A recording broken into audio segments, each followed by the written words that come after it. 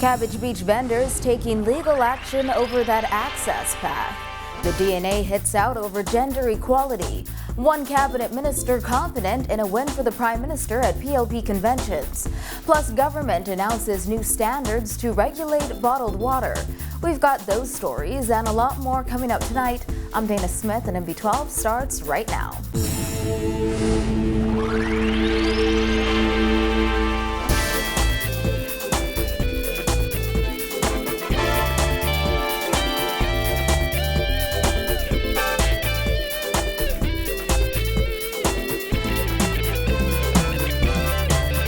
Top news tonight, Cabbage Beach vendors are seeking legal action after what is being called a secret meeting between a few vendors and Minister of Tourism Obi Wilchcombe yesterday evening. Some vendors say it was an attempt to persuade them to give up the fight, but those who represent the vendors say it will not work. Giorgio Bain has the story.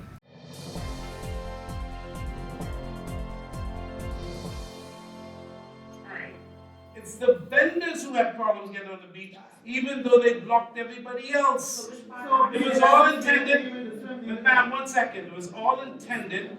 I'm trying to get you to understand something, you know. You have to understand this. The whole effort has been to stop the vendors from going on the beach. That's what you have to understand. It's been against you. It ain't against everybody else. That's what I'm trying to tell you. Our effort is to fight again so that you can have access there. Those attorneys that represent the Cabbage Beach Business Vendors Association say the steps taken by the Minister of Tourism to resolve the issue are totally incorrect, and they will stop at nothing to have the matter resolved correctly. Attorney Halson Mutri, who is the attorney for the Cabbage Beach Vendors Association, and attorney Obi Ferguson, president of the Bahamas Trade Union Congress, says the steps reportedly taken by the Minister of Tourism will not work as those channels taken were incorrect. The ministry and Atlantis, for quite some time now, have been engaging in union-busting tactics by avoiding the registered bargaining agent or unit for the vendors on Cabbage Beach by dealing with persons who are not even members of the association. Mutri says vendors are now also being targeted by police, as one person has already been arrested for damaging property as it pertains to the removal of the fence Tuesday morning. Mutri says he will be pressing charges against those officers involved in the initial protest for police brutality.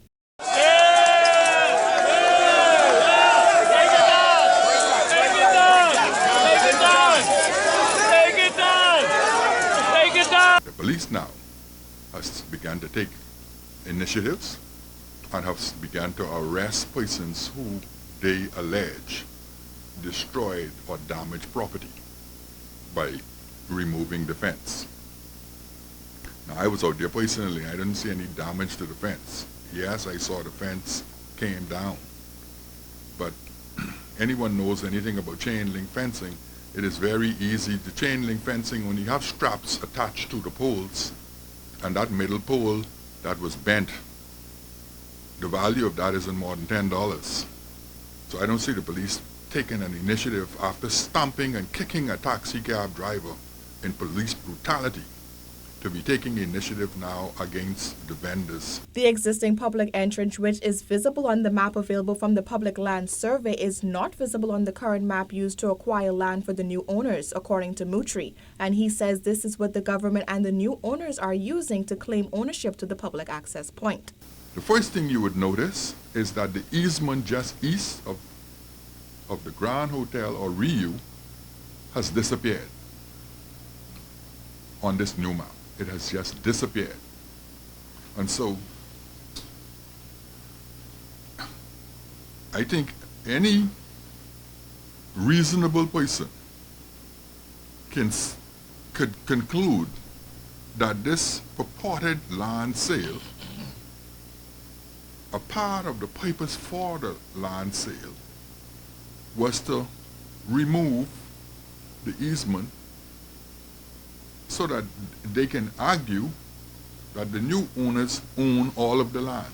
Attorney Obi Ferguson, who is also representing the vendors, says the government is consulting the wrong people, and he awaits to hear from the minister to be invited to the next meeting he holds with those vendors. We emailed him a court order with respect to that particular lady, so he can't say he's not aware that she is not a legitimate person that he ought to be dealing with. He ought to be dealing with Ms. Taylor. She's the president of that organization. That organization is recognized by the Ministry of Labor. I also sent the minister a copy of the certificate of registration indicating that it is approved by the government, and this is the person with whom they should be dealing. It may have seemed as though the vendors' fight was nearing the end, but according to the vendors and their attorneys, it has just begun. Reporting for NB12, I'm Georgie O'Bain. After a near-unanimous vote on the referendum bills that were passed in the House of Assembly yesterday, DNA leader Ranville McCartney says his party supports the gender equality referendum, but he finds it unsettling that the Christie administration and the opposition are labeling yesterday's vote on the bills a historic moment. He said as far as he is concerned, the Bahamas should not be still talking about gender equality in 2016 because these issues should have been dealt with 14 years ago. Simone Davis reports.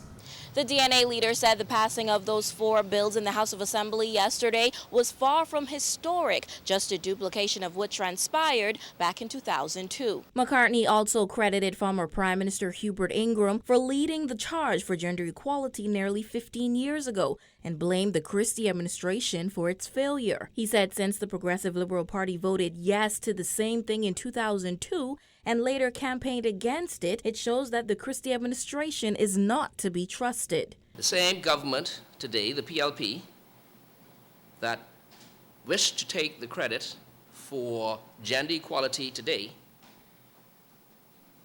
is the party that caused us not to have gender equality for the last 15 plus years.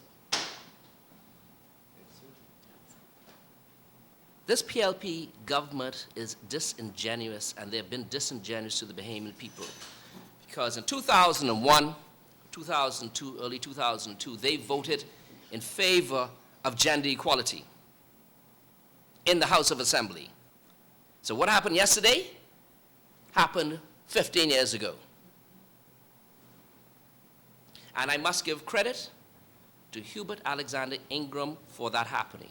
Before the nearly unanimous votes were cast yesterday, many MPs and Bahamians expressed concerns over Bill number 4, fearing that the bill would lead to same-sex marriage. McCartney said he believes the 4th bill, which makes it unconstitutional to discriminate against someone based on sex, is unclear and is open to more than one interpretation. And their reason for not moving forward with the gender equality bills in 2001 was because they said it was too ambiguous. The DNA leader said although the bill may not be about marriage, it would still open the door to same-sex marriage. He predicted that gay marriages would soon be legal in the Bahamas. All they had to do, it was simple, you know. And I, for the life of me, don't understand why they did not do it. But all this government had to do was insert the words born male or born female. That's all they had to do. And that would have cleared the ambiguity. They didn't do it, and it makes me wonder why. McCartney noted that the controversy over the gender equality referendum is a clear indication of how far behind the country really is from where it should be.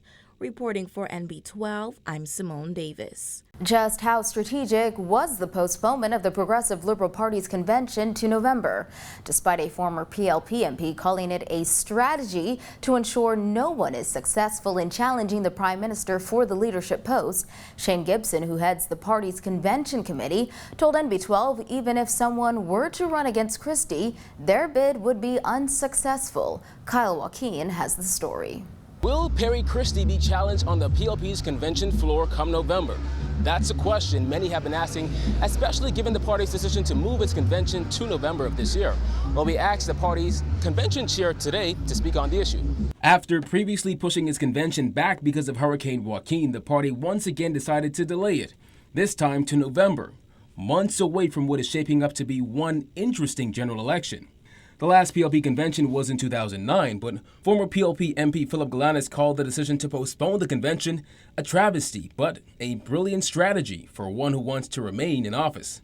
There have been talks of a possible challenge from Deputy Prime Minister Philip Brave Davis, but he hasn't said for sure whether he will indeed seek to move up to the top post in the party come November. But Shane Gibson, who heads the party's convention committee, explained that the party doesn't operate off of fear of challenges and indeed welcomes anyone aspiring for the leadership post. What I'm saying is anybody can challenge the leader anytime. When he challenges him, whenever we have convention, that's the opportunity to challenge, whether it's 2 years before, a year before, 6 months before. And so, the PLP is an institution. That's not a fly-by-night organization. A petty shop, that's an institution. PLP member Reynard Rigby has already said that he will run for leadership of the party, despite not currently sitting in Parliament.